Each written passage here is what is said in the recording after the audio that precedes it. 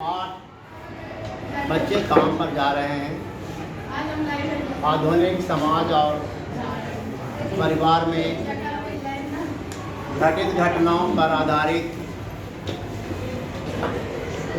समसामयिक कविता नज़र आ रही है, जिसके कवि राजेश जोशी हैं और मानो अपने देश की सरकार से गुहार करना चाह रहे हैं कि हमारे देश के छोटे बच्चे जो अभी व्यस्त नहीं हुए हैं, युवा नहीं तो होना दूर की बात है, और काम पर क्यों जाना चाह रहे हैं, क्यों जा रहे हैं, यह कवि के मन में संदेहास्पद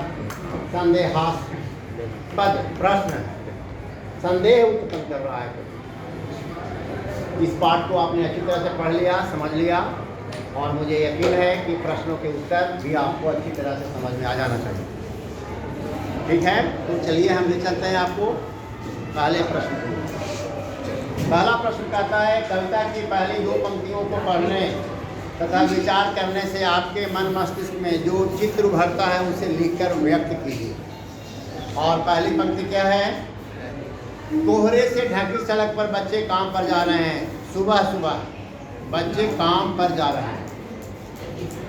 यह एक प्रश्न है, लेकिन वाक्य लगता है उत्तर दिया जा रहा है। हमारे आपके मन में इसका यही मूल भाव उत्पन्न होता है कि हमारे देश में बाल श्रम पर रोक लगा देने के बावजूद भी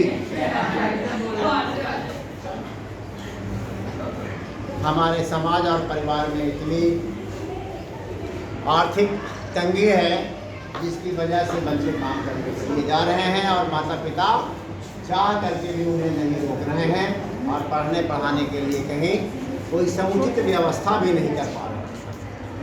दूसरा प्रश्न कहता है, कवि का मानना है कि बच्चों के काम पर जाने की भयानक बात को विवरण की तरह न लिखकर सवाल के रूप में पूछा जाना चाहिए, प्रश्न के माध्यम से, कि काम पर क्यों जा रहे हैं बच्चे। कवि की दृष्टि में उसे प्रश्न के रूप में क्यों पूछा जाना चाहिए, क्योंकि छोटे बच्चे की उम्र खेलने कूदने, हंसी मजाक करने और शारीरिक तथा मानसिक विकास होने का समय है, और इस समय को माता पिता फालतू में उनका बर्बाद करके श्रमिक और मजदूर बनाकर देश को गरीब करने जा रहे हैं। यह उनके मन में ऐसा भाव उत्पन्न हो रहा है। तो कवि का मानना यही है कि बच्चों को काम पर नहीं जाने देना चाहिए। प्रश्न संख्या 3 है, बच्चे सुविधा और मनोरंजन के उपकरणों से बच्चे वंचित क्यों हैं? किसी के घर में सामान खेलने के हैं या न हैं, मनोरंजन करने के साधन हैं या न हैं, फिर भी कुछ अभिभावकों के मन में ऐसी भावना उत्पन्न हो गई है कि हमारे बच्चे अब काम करने से ज़्यादा हैं। क्यों? क्योंकि वे भी खुद नहीं पढ़े हैं, माता पिता अनपढ़ जैसे हैं, बेरोजगारी की जाल में फंसे रहकर जिंदगी बसर कर रहे हैं, तो अपनी संतान को भी सोच रहे हैं कि हम वैसे ही बने। यह वजह। दूसरी बात कि खेलने के साधन कहीं किसी के पास है या ना है वो अलग चीज़ है, लेकिन बच्चे खेलना भी नहीं चाह रहे हैं, क्योंकि कम उम्र में बच्चों के पास उतना भविष्य के दूरगामी परिणाम का ज्ञान कम है। अभी हम आपको कहें कि चलो खेलने, तो सभी तैयार हो जाए।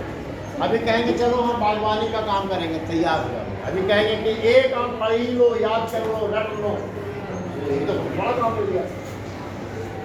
तो आपको हम जैसा निर्देश करेंगे वैसा करने के लिए तैयार हो। और घर का माता पिता पहला गुरु है, उनकी भी बात हम आप मानते आए हैं, आप भी मानते हैं, ये हमारे देश के संस्कृति। इसलिए सुविधा और मनोरंजन के उपकरणों से बच्चे रह जाते हैं और उनका भविष्य खराब हो जाता है। चौथा प्रश्न है, बच्चे ये दिन प्रतिदिन के जीवन में हर कोई बच्चों को काम पर जाते देख रहा है या देख रही है, फिर भी किसी को कुछ अटपटा नहीं लगता है। यह उदासीनता के क्या कारण हो सकते हैं? क्यों पूछते हैं क्या कि हम किसी को क्यों टोका टोकी करें, हम किसी को क्यों कुछ बताएं, शायद हमारी बात उन्हें बुरी लग जाए, उनकी बात मुझे अच्छी लग जाए, हमारी बात उन्हें बुरी लग जाए, इसलिए टोका टोकी नहीं।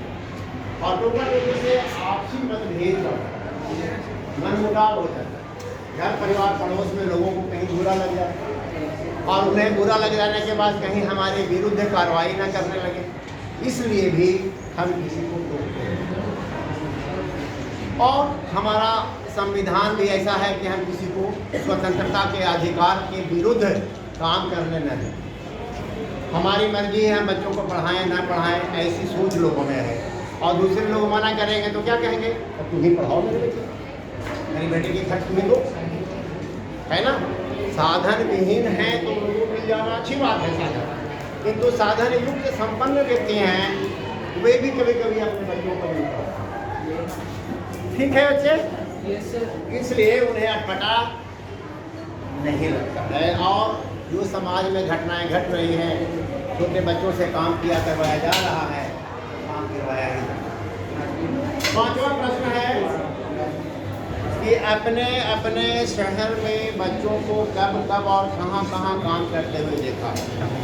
इसका उत्तर यह हो सकता है कि हम कहीं मकान बनते हुए, बागवानी बनते हुए, सरकारी फार्म बनते हुए, सड़क बनते हुए, अट्टालिकाएँ बनते हुए, उद्यान बनते हुए, पुल बनते हुए, या कोई कार्य होते हैं उसमें छोटे बच्चों से काम लेते हैं। या सबसे बड़ा उदाहरण मैंने कल पढ़ाते समय बताया था कि होटल के कामों में, रेस्टोरेंट के कामों में छोटे बच्चों का बड़ा सहयोग लेते हैं मालिक लोग। क्यों? उन्हें विश्वास है कि छोटे बच्चे दौड़ दौड़ के ज़्यादा काम करेंगे, बड़े बच्चों को, बड़े लोगों को उठ करके काम करने में दिक्कतों का सामना करना पड़ेगा। जैसे रूम नंबर 32 में होटल के अंदर कोई आए क्लाइंट और वहाँ पर जाके बिस्तर झाड़ना है, तकिया और बेडशीट सही करना है, पानी भेजना है, चाय नाश्ता भेजना है, तो छोटे बच्चे जो है दौड़ दौड़ के जाएंगे और उनका ऑर्डर लेंगे, उनसे आमदनी बढ़ेगी। इसलिए अपने अपने शहर में हम इन स्थलों पर, होटल में, चारागाह में, छोटे मोटे फैक्ट्रियों में, सड़क बनाने में, जैसा कि मैंने अभी कहा, उन जगहों पर काम करते हुए दिन रात देखते हैं। कहीं कहीं ओवर टाइम में रात में भी काम करवाते हैं लोग बच्चों से, और थोड़े पैसे के लोग में बच्चे अपना भविष्य खराब कर लेते हैं और बाल श्रम करके अपना जीवन को शोषित करवाते हैं। शोषक वर्ग गरीब वर्ग का शोषण शुरू से करते आए, यही वजह है कि हमारे समाज में लोग गरीब होते आए। और बस यही है, समझ में आ गया? Yes sir. लास्ट प्रश्न है बच्चे कि बच्चों का काम पर जाना धरती के एक बड़े हादसे के समान है। हादसा मतलब घटना, दुर्घटना, भयावह स्थिति का होना। हमारे देश की धरती हरी भरी होनी चाहिए, काम अच्छे लोग करें तो अच्छा लगता है, और उम्र के अनुसार काम करें तो ज़्यादा से ज़्यादा अच्छा होता है। क्यों? क्योंकि जिनको जो काम करने के लिए दिया जाता है वो काम ईमानदारी से करते हैं। अब हम अभी अध्यापक हैं और हमसे कहे खेती का काम करने, हम करेंगे, लेकिन जितनी रुचि और लगन से नहीं कर पाएंगे जितनी रुचि लगन से किसान और मजदूर। किसान को हम मेरी जगह पर ले आए तो पढ़े लिखे हैं तो मेरा काम करेंगे, किंतु जो इंटरेस्ट उनको हमारे जैसा आता रहेगा वैसा उनको नहीं।